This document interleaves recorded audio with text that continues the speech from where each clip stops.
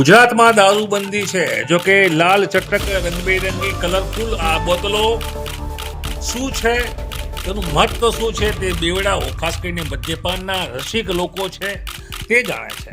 કેમ કે આ દારૂ છે, જી હા, અને આ વિદેશી દારૂ છે તેને પીવાના શોખીનનો એક મોટો વર્ગ ગુજરાતમાં છે.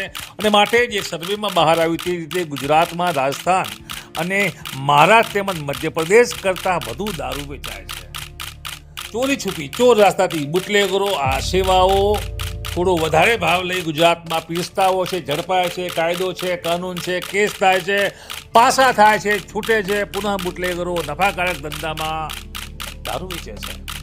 ગાંધીના ગુજરાતમાં દારૂબંધી છે એ દ્રશ્ય સ્પષ્ટ કરે છે. આ દ્રશ્યો કહી રહ્યા છે કે અહીંયા નહીં ચાલે, પકડાશો, કેસ થશે, આ રીતે દારૂનો નાશ થશે અને દારૂ પોલીસ નાશ કરી રહી છે.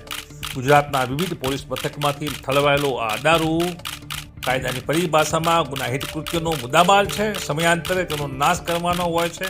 ગુજરાતમાં લઠ્ઠાકાંડ પણ થાય છે. બુટલેગરો અને દારૂ બનાવતા લોકો ડુપ્લિકેટ દારૂ બની લોકોના આરોગ્ય માટે જોખમ ઊભું કરે છે. જોકે પોલીસ સતર્ક છે. ગુજરાતના ગાંધીનગરમાંથી ઝડપાયેલો આ દારૂ હાલ તો આ રીતે નાશ થઈ રહ્યો છે.